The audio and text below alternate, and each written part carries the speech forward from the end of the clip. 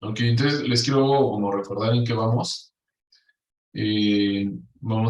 Estuvimos viendo técnicas de identificación o analíticas, eso ya lo vimos, fue lo de los rayos X y les dije que pues iba a resumir mucho porque pues es una materia completa ver lo de microscopía, lo de TEM, todo esto es una sola materia, luego es muy rápido, así como que DSC, DTA, ajá, pero nos enfocamos más en lo de difracción en este curso. Nos vimos lo de difracción, luego viene pruebas mecánicas y eléctricas.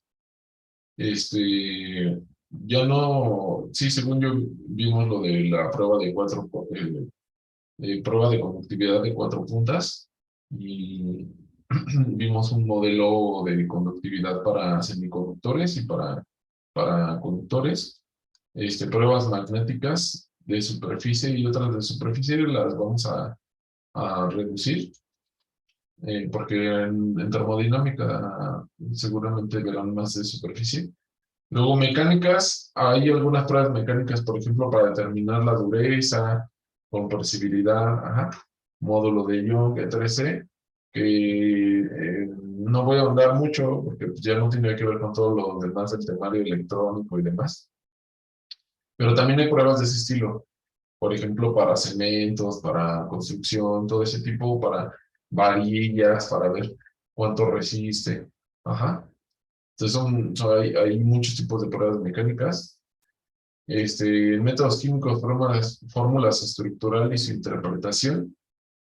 Eso lo ven en química general, pero vamos a ver rápido de qué se trata. Esta viene aquí porque, por ejemplo, en el microscopio electrónico de barrido, vimos que de ahí el equipo tiene un sensor, un detector, que se llama EDX, que damos. Entonces ese te da el porcentaje en, en, en masa, por ejemplo, te dice el porcentaje de carbono.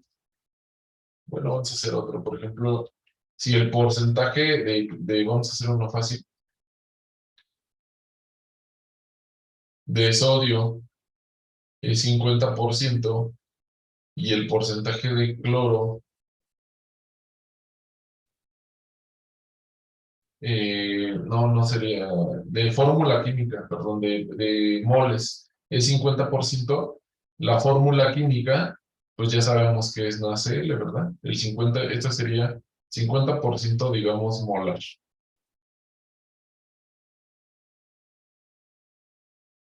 Pero ¿qué pasa si el equipo en realidad te lo da en peso, en porcentaje, en peso? Peso, pues, ajá. Entonces, pues no te va a decir 50% de un átomo y 50% del otro átomo, porque un átomo está más pesado que el otro. El sodio pesa 22,99 y el cloro pesa 35,45 gramos por mol. Entonces, obviamente, este balance, si está en peso, pues ya no está, este, no es igual. Entonces, ¿me podrían decir el cloruro de sodio? Les doy, ¿qué les parece? 3 minutos, es algo más sencillo. ¿Me podrían decir qué porcentaje de peso podría darnos un equipo en peso? ¿Cuál sería el porcentaje de peso del puro cloro? ¿Vale? Les doy 5 minutos. Decir que sí hay que hacer el ejercicio, está en el temario. A ver, entonces, ¿cuál es el porcentaje para el sodio? 39,246% para el sodio. ¿Y para el cloro? 60,75. Bueno, sí, más o menos cuadra, ¿no? Peso. ¿Cómo lo hicimos? Pues muy fácil, ¿no? Imaginemos que tenemos un mol y entonces un mol de sodio pesa, o sea, un mol de sodio son 22.9 gramos por un mol de sodio, pues nada más tenemos 22.9 gramos de sodio. Entonces dividimos todo eso entre la suma del peso molecular, ¿verdad? ¿Así lo hicieron? Sí. Sí. Y lo multiplicas por 100. Bueno, multiplicamos por 100. Y listo, o sea, el peso molecular del NaCl es igual a 58.35 gramos por mol de NaCl. Entonces el porcentaje en peso del sodio debe de ser igual a 22.9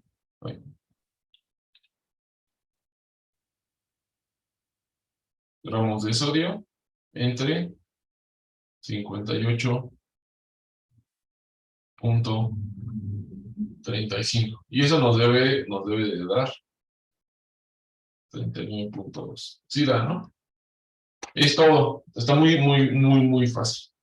¿Sale?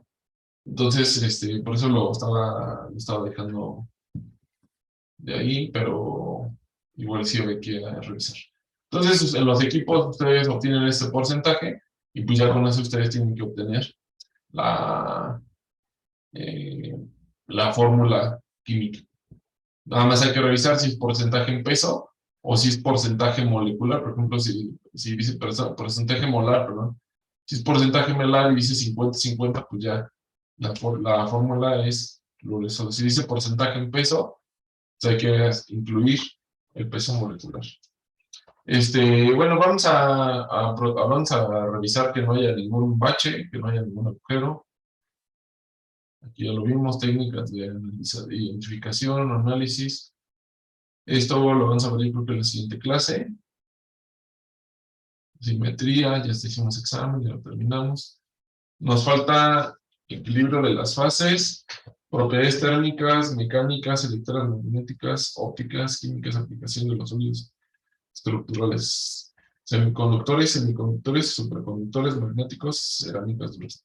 Vamos a ver ya nada más lo de superconductores, vamos a verlo rápido. Y yo creo que vamos a pasar a defectos cristalinos y ya la siguiente semana vemos, nada más el martes, veríamos lo de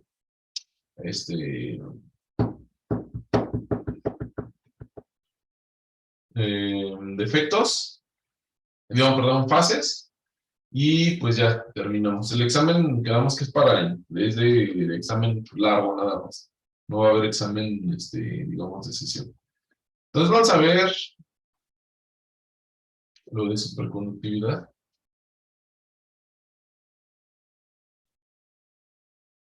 Está dentro de la parte de estructura electrónica. Eso lo fue haciendo la clase pasada. Bueno, ¿qué es superconductividad?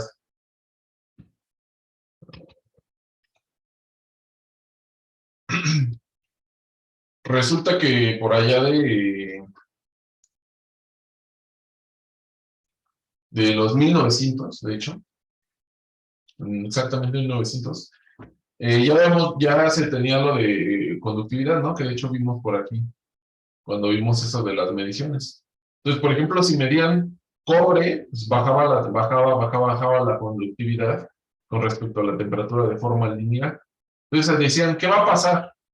A ver, hay de dos, o se va en línea recta, se sigue bajando en línea recta,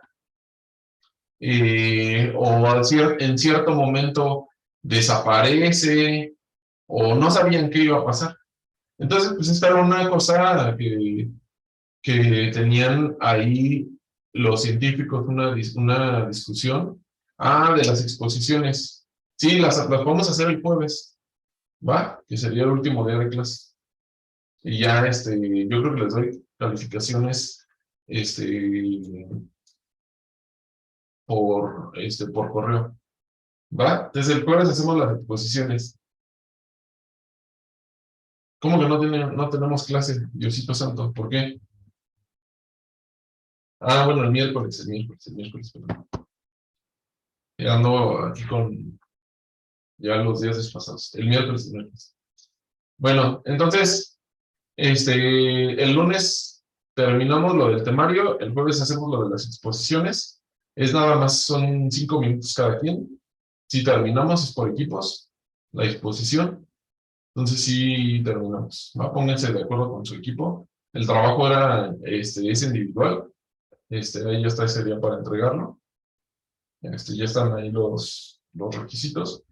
Y si no, ahorita los pongo, pero la exposición es individual, nada más son 5 minutos, 5 diapositivas y nada más le presentan y les pregunto algún tema específico para verificar que sí hayan hecho el trabajo y listo. Sí, miércoles 25, miércoles de la siguiente semana.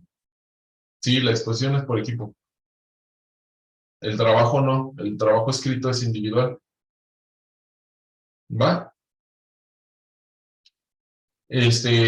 Vale, bueno, entonces ahí vamos a continuar. Entonces, desde esas preguntas, bueno, ¿qué va a pasar? Y había dos posturas importantes, la de James Dewar, que de hecho desarrolló unos contenedores como termos, que ahora se le conoce como Dewar, y Lord Kelvin y Cameron Jones. Entonces, Dewar decía, bueno, la conductividad se debe a los electrones y los electrones chocan contra los núcleos y entonces, si nosotros quitamos esa vibración de los núcleos, los electrones van a pasar libremente y deben de pasar libremente, no deben de chocar, no deben de difractar, debe de ser un paso muy, muy bueno. Y entonces, entre menos vibración haya de los núcleos, mayor conductividad, entonces la resistividad prácticamente va a ser cero. Eso decía James Dewar, si llegamos a la temperatura igual a cero, o muy cerca de cero. Eso decía James Dewar. Pero Lord Kelvin y Cameron Jones decían no, porque como nosotros estamos considerando que los electrones son como gases, lo que debe de pasar es que de repente la conductividad debe empezar a aumentar, porque los electrones se deben de congelar, ya no deben de tener energía, entonces ya no deben ser incapaces de conducir electricidad. ¿Va? Bueno, pues entonces, ¿qué va a pasar? Que Cameron Leones hace este experimento, empieza a bajar la temperatura, de hecho le pide los Dewars a varias personas en esa institución, en el área estaban varios termodinámicos importantes de la época, ¿no? Van der Waals y varios eran buenos para la termodinámica, entonces pudieron enfriar, pudieron enfriar el material. Y dicen que él no estaba en el laboratorio ese día, es un rumor, yo no sé por qué está la bitácora ahí. Pero empieza a bajar la temperatura y trataron primero con mercurio, porque el mercurio se puede purificar fácilmente. Ustedes como químicos saben que pues lo evaporan, tiene un punto de ebullición muy bajo y entonces pueden separarlo con una destilación muy simple, y entonces se puede purificar muy fácil el mercurio, cosa que no se puede hacer con níquel o un metal eh, que está en estado sólido, porque hay que subir mucho la temperatura primero para llegar al punto de fusión y luego hay que subir más la temperatura para el punto de ebullición. Entonces lo intentaron con mercurio y empieza a bajar la temperatura y empieza a bajar la conductividad, como decía Dewar, de hecho, y ellos esperaban que a lo mejor subiera, pero no llegaba a ese punto y de repente desaparece la conductividad. Está absolutamente cero. Ahora, bueno, se sabe que es perfectamente cero. En ese momento Cameron Leones dijo, no, pues ya se descompuso el aparato, ¿no? Y volvió a medir y volvió a medir y se dio cuenta que ocurría lo mismo y luego midió otros metales y se dio cuenta que ocurría lo mismo. Ganó, de hecho, el premio Nobel por ese descubrimiento, lo ganó en 1913 y lo descubrió en 1911. Entonces, casi luego ganó el premio Nobel. Y bueno, pues se dio cuenta que el equipo estaba bien, no tenía nada mal el equipo, sino que lo único que había de problema es que no entendía qué es lo que estaba ocurriendo, pero la conductividad se hace absolutamente cero. Entonces ya se nombró a este fenómeno superconductividad, o sea, porque conduce de una forma inaudita para ese momento, o sea, todos los metales que se conocen tenían conductividad para incluso a bajas temperaturas, cierta resistencia, pero resulta que aquí la resistencia es cero. Ajá. Es absolutamente cero. Se ha hecho un experimento más moderno se deja un corriente corriendo y entonces se mide el campo magnético. Ya saben que la corriente que se mueve genera un campo magnético. Entonces se mide el campo magnético y se deja la corriente ahí circulando y se ha notado que perdura por años y no hay disminución. Entonces está a los límites de los equipos actuales y todo. eh, Hay una pérdida de energía por debajo de los límites de la detección de los equipos. Entonces se considera actualmente que es absolutamente cero, no se conoce ni teóricamente ni experimentalmente que haya una resistencia en este fenómeno. Es tan importante este fenómeno que es el que más premios Nobel ha dado directamente, o sea, sobre este tema e indirectamente. Camerleones, que lo ganó en el descubrimiento, después Bardeen, Leon Cooper y Schiffer. De hecho, Bardeen ganó 2 premios Nobel, otro por inventar el transistor. ¿Conocen esa serie de televisión que se llama Big Bang Theory? Bueno, hay un personaje que se llama Cooper ahí y es en honor a este investigador, Leon Cooper, que ganó un premio Nobel por eso. Y hay, bueno, ahí ya más recientes, ¿no? Después del Josephson, también muy famoso, Iber, Bernots, Müller, lo ganó hace casi más de 30 años. Abrikosov también es un investigador muy famoso. En el 2016 hubo uno relacionado a topología, pero ahora la topología se mezcla mucho con la superconductividad. Entonces, es un tema muy importante porque tiene muchas aplicaciones. Las aplicaciones van principalmente al área tecnológica y es un área que puede traer muchos beneficios a la humanidad.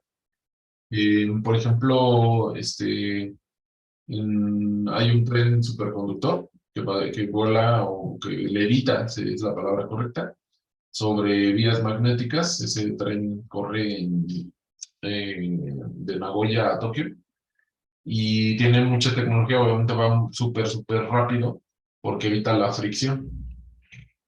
Ustedes como químicos saben que la resonancia magnética nuclear es muy importante, pero en el área de la medicina también, la resonancia magnética de imagen. ¿Y qué es lo que necesita ese aparato? Un campo magnético muy fuerte. ¿Y cómo generar campo magnético muy fuerte? Ya saben ustedes que si le pasan corriente a un cable, a una bobina, pues genera un campo magnético. Pero no pueden generar un campo magnético tan grande con una bobina de cobre, porque necesitan mucha corriente. Entonces empieza a calentar y se funde la bobina. Llegan como a 1 Tesla, 2 Teslas máximo. Pero para un campo magnético de 10 teslas, 8 teslas o etc., pues se necesita una bobina superconductora. Y entonces esa bobina superconductora pues hay que enfriar. No saben, ¿no? Ustedes a lo mejor ahorita, pero Lusay está casi parado porque no sé, las bobinas no se pueden enfriar. Pero bueno, es un dilema técnico. Luego a lo mejor ya preguntan por qué. Bueno, no hay helio ahorita en el mundo, no hay mucho helio por lo de la guerra de Rusia y otras razones, pero la idea es de que utiliza un superconductor. Hay otras cosas por ejemplo, para transportar energía, y hay mucha tecnología, ¿no? Para hacer procesadores, hay mucha tecnología prometedora y que ya se está usando también con los superconductores. Es por eso que que es muy importante y ganan muchos premios Nobel. Pero bueno, ¿qué cosa? Esto está muy profundo, eso no lo vamos a ver. ¿Qué otra cosa tienen los superconductores? Eh, Otro efecto importante es el efecto Meissner. El efecto Meissner se caracteriza porque expulsa el campo magnético de los materiales. Entonces, hay dos tipos de superconductores, los tipo 1 y los tipo 2, según el efecto Meissner que tengan. Cuando un material es superconductor es porque tiene dos características principales. La uno es resistencia igual a 0 y el otro es efecto Meissner. Entonces, ¿qué ocurre? Supongamos que tengamos un material que está debajo de la temperatura crítica. La temperatura crítica es cuando el material se convierte en superconductor. Arriba de esa temperatura el material no es superconductor. Se le llama estado normal a ese estado, donde no es superconductor. Si ese material está abajo de la temperatura crítica, expulsa el campo magnético y no hay ningún campo magnético que pueda entrar. La Tierra ya saben que tiene un campo magnético, pero si le aplicamos un campo extra, provocamos un campo, pero está dentro del estado superconductor, ese campo no entra absolutamente en nada. Eso se le conoce como diamagnetismo perfecto. Ajá. ¿Qué pasa si incrementamos la temperatura? Pues el campo magnético de repente entra absolutamente. O también si incrementamos mucho el campo hasta arriba de un punto que conocemos como el campo crítico. ¿Sí? Hay otros que se llaman tipo 2. En el tipo 2 resulta que sí, si está arriba de la temperatura, el material está muy frío, debajo de la temperatura crítica, pues no entra el campo magnético. Pero ¿qué pasa si le empezamos a aumentar el campo crítico? O sea, aumentamos el campo arriba del campo crítico 1. Ajá. Pues el material empieza a dejar pasar tantito campo. Esas son unas líneas de campo con una unidad de hecho que está cuantizada que se llama el fluxón. Entonces pasa un fluxón, otro fluxón, otro fluxón y así. Uno por uno, de hecho tienen ordenamientos aquí, estos campos críticos. Y ya cuando el campo crítico supera que es mucho, lo rompe totalmente y penetra totalmente el material. Ya no solamente unos cuantas líneas de campo, sino que todo el material. Ese efecto es muy importante porque me permite que esa levitación, o sea, esto es de tipo 2. No sé si han visto ese experimento, pero el material que está aquí, que es superconductor, está permitiendo unas líneas de campo pasar, como aquí, y la mayoría está siendo expulsada. Entonces eso le permite que no lo aleje totalmente, pero tampoco la traiga como un imán. Entonces, en un imán o lo repele o lo atrae. ¿Sí? Entonces, ahí no es un imán, sino que lo está repeliendo, pero también a su vez lo está atrayendo. ¿Sí? Esto está un poco también ya técnico, no quiero entrar a cosas técnicas el día de hoy. No, este es el comportamiento del campo crítico, pero no lo vamos a brincar.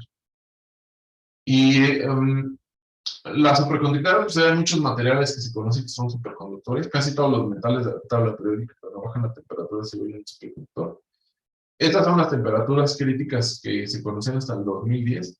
En el 2013 se encontró uno de más alta temperatura, de hecho, bajo presiones, ya hay superconductores a temperatura ambiente, nada más que esa alta presión. Son a base de hidrógeno, son hidruros, lantano hidrógeno, sulfuro hidrógeno, son los principales. Ajá. Entonces, el hidrógeno ahí lo que ocurre es que se hace metálico. Pero, ¿cómo dicen? ¿Cómo que metálico? Si a mí me dijeron que metal es maleable, dúctil, brilla, etc. Pero quedamos que no, quedamos que la verdadera palabra es que el hidrógeno o los materiales son metálicos cuando la estructura de bandas indica que es metálico. Y entonces ese experimento se puede hacer y ver, demostrar si es metálico. Entonces resulta que ese hidrógeno es metálico y por eso ese es superconductor. Entonces, como ven, hay muchos. Hay varios que han marcado la historia. Por ejemplo, el magnesio boro 2 tiene una característica especial donde se ve que conduce por dos tipos de bandas la superconductividad. Hay dos brechas superconductores. Luego acá hay otro que marcó la historia, es el litro bario cobre. De hecho, perdón, el antano bario cobre porque se descubrieron a más altas temperaturas y óxidos que no se sabía. Entonces, este es un metal, bueno, de hecho es un aislante de moho, pero puede hacer un comportamiento metálico. Y si se fijan, no es ni mal, es una cerámica, no es ni maleable, ni brilla, ni dúctil, ni nada de eso, pero es una cerámica metálica. Ajá. Y entonces, bajo ciertas condiciones, pues se vuelve superconductividad. Entonces, me preguntaban la otra vez, bueno, ¿y cómo se ve la conductividad cuando es un metal, cuando es un semiconductor y ahora cuando es un superconductor? Pues la respuesta fue esto, y lo encontró Cameron Iones. Va bajando la temperatura y de repente en un superconductor desaparece la resistencia y la resistividad, ¿no? Que están relacionadas. Este tema es como que me apasiona mucho, es un tema que me gusta mucho para investigación. De hecho, un día hasta fui ahí al laboratorio de Cameron Leones, al laboratorio original, en Leiden. Prácticamente nada más fui a Leiden a eso, a ver el laboratorio. Pues que llego y pregunto, ¿y qué creen? Ya era el departamento de leyes, ya, y el laboratorio original le habían pasado todos los equipos para otro lado, ya, era ahí oficinas y eso. No lo vi por fuera y dije, no, pues ya le quitaron el chiste. Y bueno, quería mostrarles un video de cómo se ve, cómo se ve la superconductividad. Este video lo grabé ahí en una exposición que estaban haciendo en Alemania. No le puedo, no creo que, ¿saben qué? No lo puedo mostrar porque no le pedí permiso y ya ni tengo, entonces no lo puedo grabar. Les voy a poner, no me acuerdo cómo se llama. Entonces, vamos a regresar, vamos a empezar ahora con defectos cristalinos.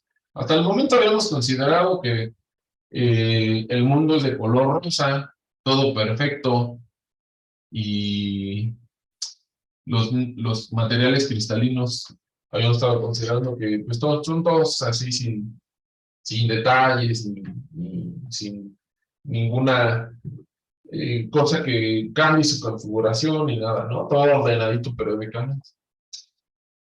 La verdad es que eso es un mundo de fantasía, eso no es cierto. Todos los materiales, a pesar de que están periódicamente ordenados, tienen cada cierto número de átomos, tienen algo que conocemos como defectos. Esos defectos implica que hay un cambio en la estructura que no es periódico. Y la mayor parte de los materiales son periódicos, pero en cierta sección tienen defectos. Eso es normal, estadísticamente es algo normal. Vamos a aplicarlo esto más a fondo. Pero la entropía es igual acá, donde cae la constante de Boltzmann, logaritmo natural de W, donde W es la probabilidad. Vimos que es la probabilidad, bueno, no vimos de hecho, pero en alguna clase de termodinámica estadística, si es que ya han llevado algo, eso se conoce como la probabilidad termodinámica. Esa probabilidad la pueden obtener de acuerdo a las configuraciones microscópicas. Esto viene desde el término microscópico, o sea, no viene de lo grande, sino que viene de, a ver, ¿cómo saco la entropía a partir de 2 partículas, 3 partículas, 5 partículas, 10 partículas, etc.? Pero también sabemos que la entalpía y la diferencia de la temperatura por la entropía nos va a dar la diferencia de ¿cómo se llama esta G? A ver, para que... Energía libre de Gibbs. Energía libre de Gibbs. Entonces la energía libre de Gibbs se relaciona con esto, ¿no? Y cuando es negativa nos dice qué cosa, la energía libre de Gibbs, que un proceso es qué.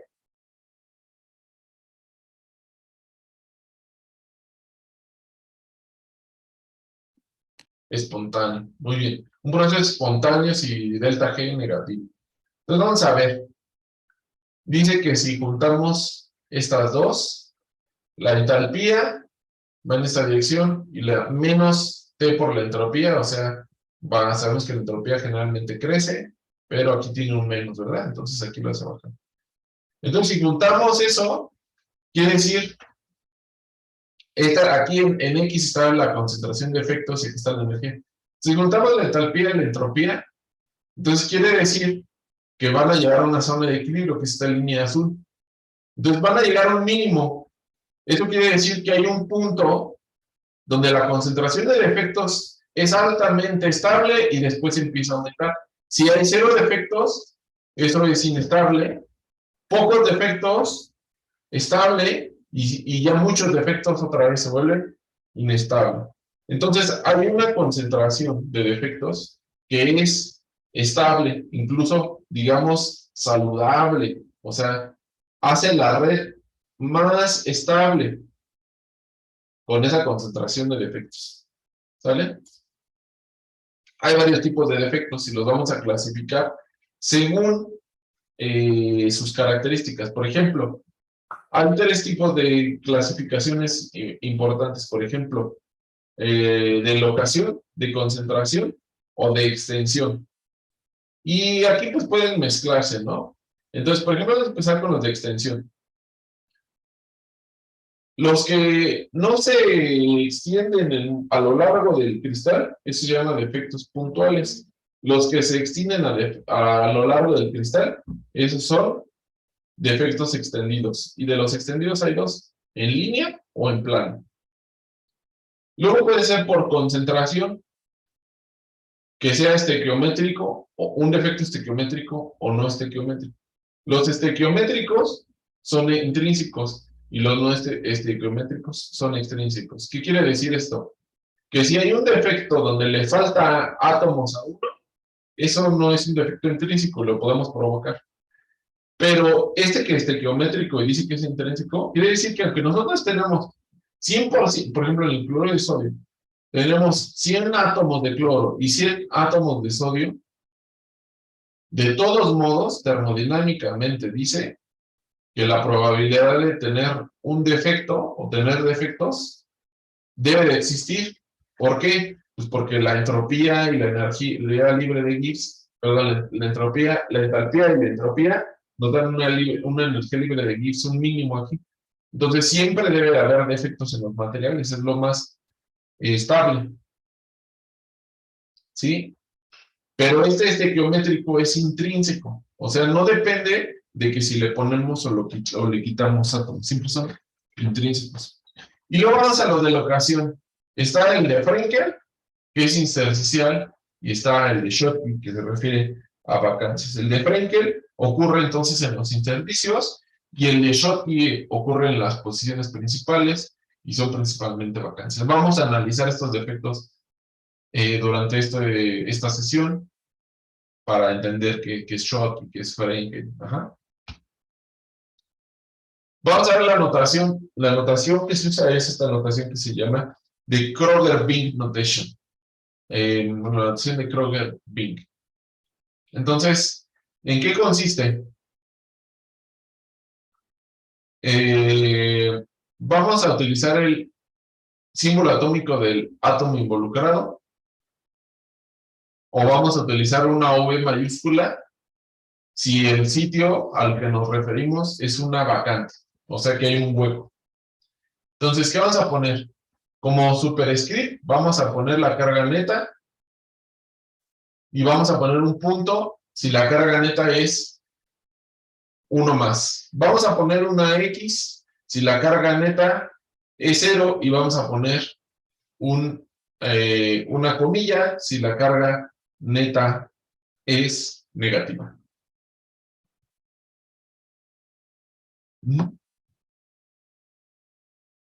Vamos a indicar con un número chiquito como subscript. Sí, así se dice subscript, ¿no? En español, ¿cómo se dice?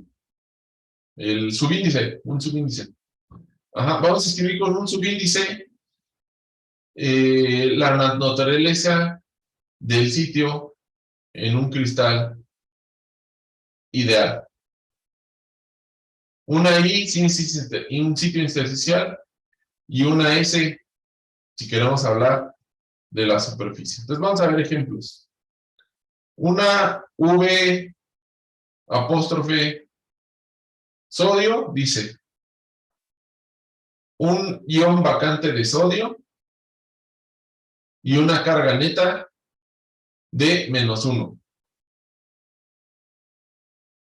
Si dice B puntito CL, bueno, entonces la V era de vacancia, el punto es de que hay una carga neta igual a 0, y entonces y este cloro indica que la vacancia es de un átomo de cloro. ¿Vamos bien? ¿Preguntas?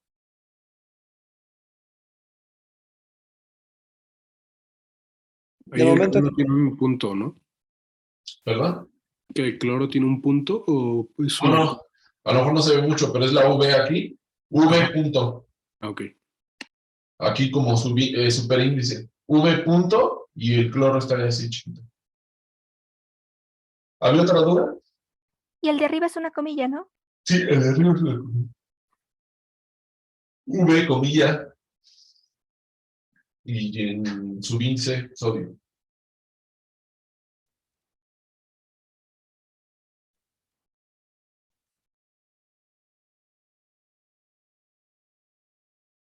Ahora vamos a ver qué tipo de efectos indica esto. En la posición del átomo de sodio, hay átomos de sodio y no tiene ninguna carga neta, por eso tiene X, que indica que no hay carga neta en ese defecto. Igual para el que se encuentra al lado, dice posición de cloro, del cloro, y hay una X, es 0. Ahora vamos a ver si hay una sustitución. En esta dice que el átomo, la posición es una posición originalmente de sodio, pero agregamos un cadmio desde sodio. Ajá, entonces es un dopaje y con una neta carga de 1 positivo. Para la plata,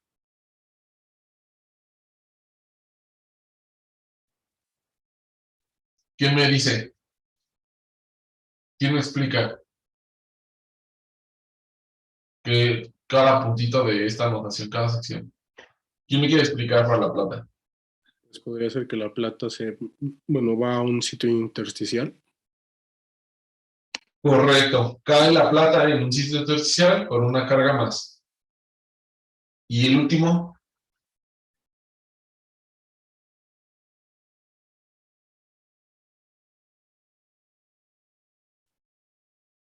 Es lo mismo, pero en lugar de plata es flúor.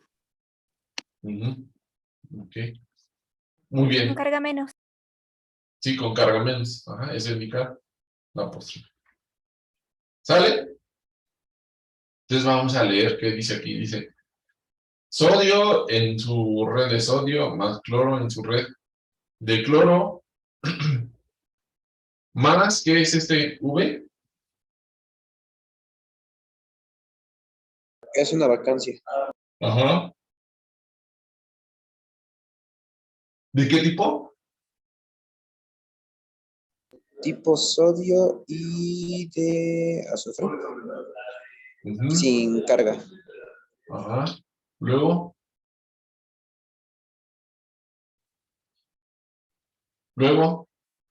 que dice, ese está en equilibrio con vacancias de sodio, con carga, ¿qué? Uno menos. Ajá. Más el equilibrio de vacancias del cloro con carga. Positivo. Carga, no escuché. Positiva. Ajá, carga positiva. Muy bien. Más sodio, que sí está en su posición de sodio, pero además está en la posición del azufre. Más cloro, que sí está en su posición de cloro, más la posición del azufre. ¿Sale? Bueno, ¿qué quiere decir entonces esto? Los defectos Schottky Quedamos que son defectos estequiométricos, son intrínsecos, ocurren en un par de vacancias. El defecto más importante ocurre en los haluros alcalinos, por ejemplo, o sea, cloruro de sodio, etc. Luego, dice que, por ejemplo, en el cloruro de sodio hay aproximadamente un sitio con defectos por cada 10 a la 5 átomos. Ajá. Entonces es bastante común, pero sí necesitamos muchos átomos. Bueno, ya vimos esto, un anión tiene una carga positiva y un cation tiene una carga negativa. Bueno, vamos a analizar aquí. Si se fijan de este punto, falta aquí dentro de ese recuadro negro, ¿qué átomo les faltaría ahí dentro? Sodio. Ajá, un sodio. Y del otro lado, ¿falta un qué? Cloro. Falta un cloro. En total, un material debe tener neutralidad, no puede pasar de que no faltan 35 millones de sodios y nunca falta el cloro. Entonces, es un material que ustedes lo agarran y les causa un choque eléctrico. ¿Sí? Entonces, lo que ocurre en este caso es de que si hay un balance de energía. Falta un cloro, pero también falta un sodio. Entonces, al final de cuentas, el material sigue siendo neutro. ¿Que localmente hay una carga? Sí, localmente está cargado.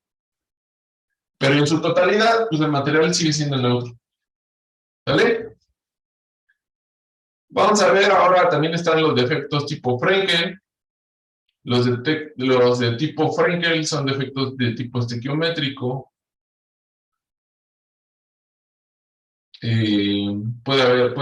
Son intrínsecos. Y esto implica que un átomo se desplaza a una zona intersticial. Y eso ocurre naturalmente. O sea, no es que le hayan puesto menos cloro o menos plata, en este caso. Entonces lo que ocurre es que un ion de aquí, que es de plata, se sale de su lugar y se va y se acomoda en un intersticio. Entonces esta parte queda con parcial negativa, tiene los cloros aquí, pero aquí el cloro no tiene con quién acomodarse, entonces queda con una parcial positiva. Esta sección. Pero en la totalidad, el material sigue siendo neutro. Luego viene algo muy popular que se llama los centros de color. Farbe es color y centro se refiere a centro. ¿Sí? En alemán.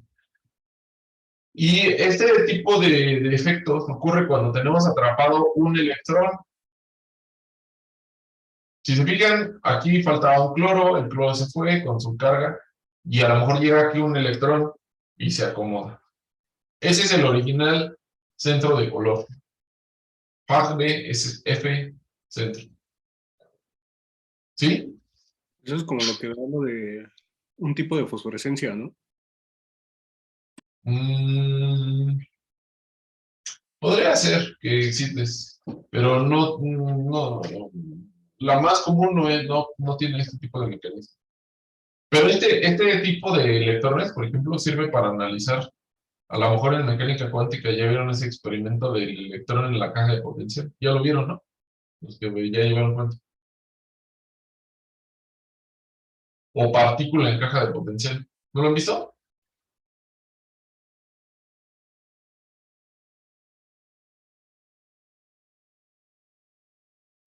Ahora. ¿No lo han visto? Eso se ve incluso en otras materias como espectroscopía y etc. Bueno, pues ese fenómeno lo pueden analizar aquí con un electrón y ahora está en una carga potencial. ¿Sí? Entonces va a ver cómo se comporta ese electrón. Hay otros derivados, por ejemplo, el H centro es que hay un cloro con carga negativa pegado al otro anión. Y luego el V centro es parecido. El cloro se asocia con otro cloro. ¿Sí? Tienen cada uno parcial negativa, queda aquí una total negativa. Y resulta otro tipo de defecto. Normalmente se le conoce como B, como centro V. ¿Sí?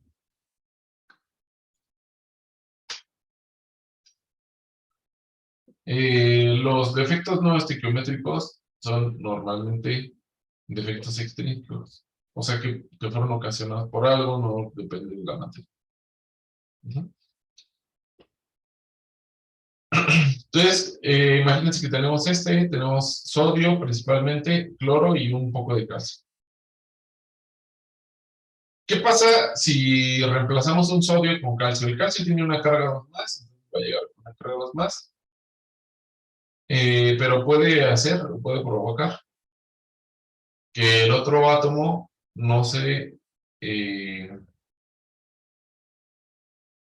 coloque en la posición periódica, ¿sí? Entonces este calcio entró en vez de la posición de sodio, aquí, pero como el calcio tiene una valencia 2 más, y el sodio tiene una valencia 1 más, ¿están de acuerdo con un calcio?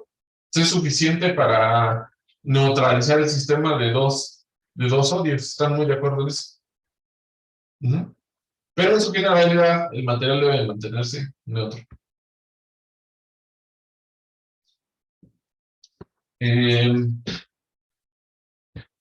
Vamos a ver defectos en clústeres,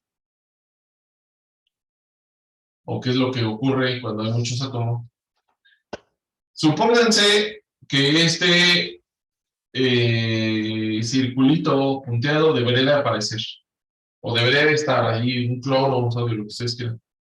Pero pues no existió, y entonces se acomodaron dos átomos, uno de la izquierda y otro de la derecha. Pues el siguiente no se va a acomodar pegadito, se va a agarrar su distancia. Ajá. Para que no queden juntos.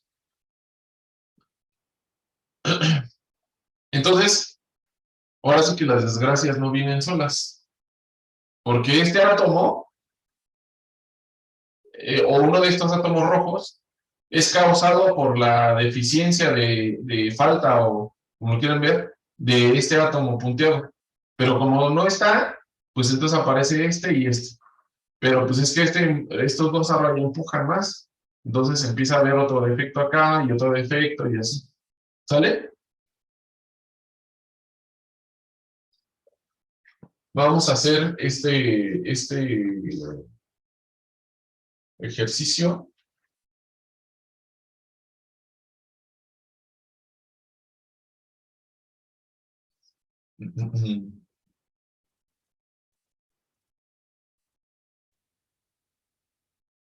Tenemos estos dos.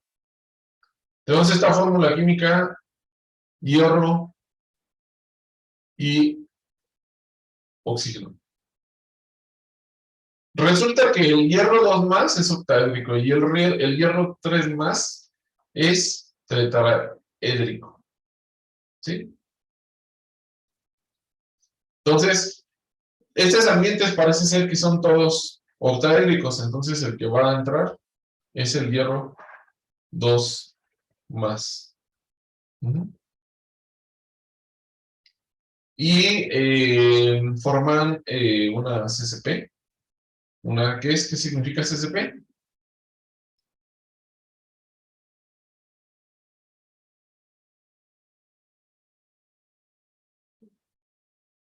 ¿No se acuerdan?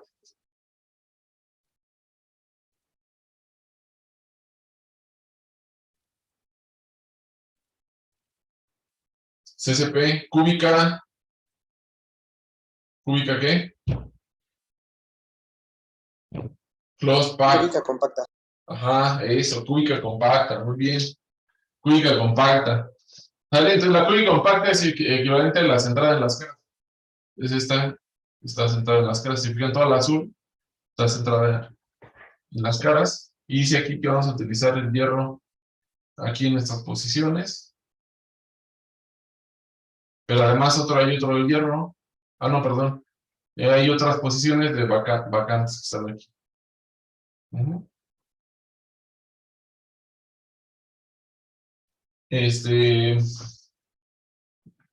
Así como hay fases que vamos a ver la siguiente semana o esta semana, que hay fases que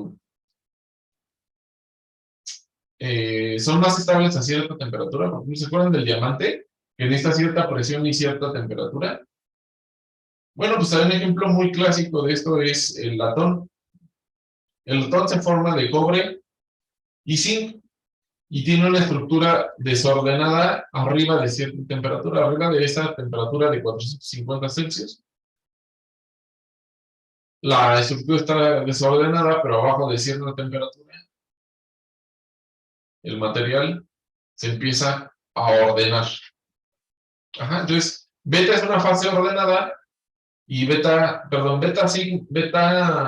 apóstrofe es una fase ordenada y beta asterisco una fase desordenada. Ya saben ustedes, cuando les digo una fase ordenada, de todos modos tiene que existir cierto nivel, aunque sea bajito, de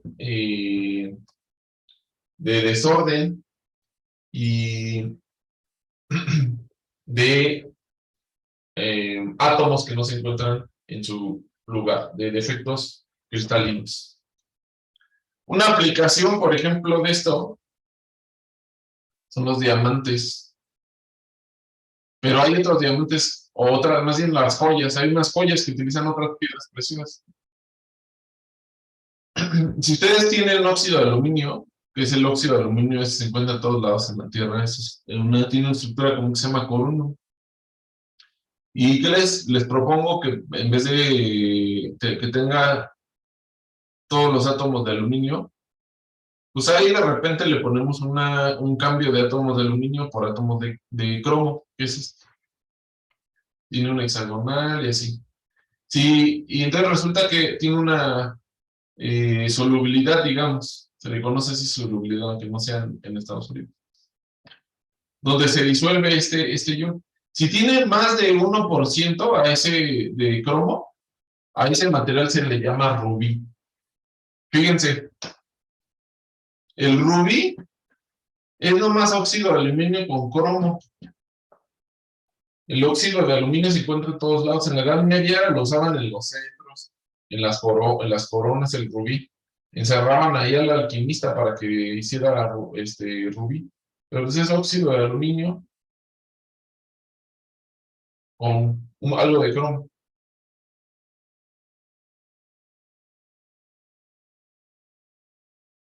¿Sale? ¿Dudas? Sí, preguntaba hace rato a qué se refería con fase. Ah, vamos a ver que hay diferentes fases termodinámicas. Ajá, o sea, aquí, esta de aquí, una estructura tiene cierto orden y la otra desorden. A eso se le llama fase. Vamos a ver que es una fase, es como tienes la misma fórmula química, pero se acomodan diferentes estructuras cristalinas. A una le llamas fase fulana, a otra fase fulana. Entonces, aquí una sería la fase beta prima y la otra sería fase beta. ¿Queda más claro? Sí, ¿Sí? Pues si no, me quedé peor, ¿no? Entonces, pues ese es importante, o sea, imagínense, el dopaje o la generación de efectos causa propiedades muy diferentes. Imagínense, si hubieran sido alquimistas de la Edad Media, ya lo hubieran hecho. Y imagínense, o sea, eso cambia mucho las propiedades, que el rubí se ve rojo, y las tienen actualmente así en museos, pero con muchísima seguridad. Y simplemente es una piedra de óxido de aluminio con cierto dopaje de cromo. ¿Para qué se necesita para tener material o una solución líquida, más bien una solución sólida. Eso quiere decir que vamos a intercambiar átomos, ¿no? O sea, una solución es, por ejemplo, la del rubí con el aluminio, vamos a intercambiar aluminio por cromo. Los átomos deben de tener más o menos la misma carga, porque si no genera otras distorsiones. Deben de tener más o menos el mismo tamaño. Hay cierta tolerancia. El tamaño del radio debe de ser máximo 15% para los metales. Para los no metales puede ser un poco más del 15%. Ajá, si no, no es estable. Y hay varias soluciones sólidas parciales. Por ejemplo, el magnesio, el silicio, oxígeno, la fosferita, la olivina, que son zinc 2, silicio, oxígeno 4. Y bueno, aquí viene otro dato adicional. Entonces hay muchos tipos de soluciones sólidas. Por cierto, si le ponen otro dopaje al óxido de aluminio, ya no es rubí, ahora se llama zafiro.